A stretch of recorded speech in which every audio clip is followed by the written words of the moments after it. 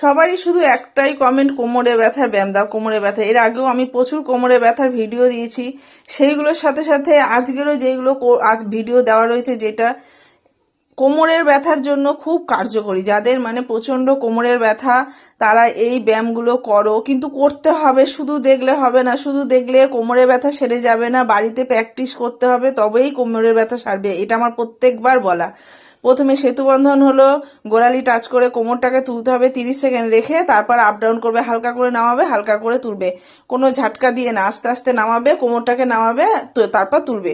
তারপর last second হচ্ছে পাটাকে ভাঁজ করে নেবে, হাঁটুটা ভাঁজ করে নেবে, ডান দিকে পা ফেললে মুখটাকে বাঁ দিকে নিতে হবে, মানে মাথাটাকে বাঁ দিকে নিতে হবে, আর হচ্ছে পা বাঁ দিকে নিলে ডান দিকে ঘুরে তাকাতে হবে।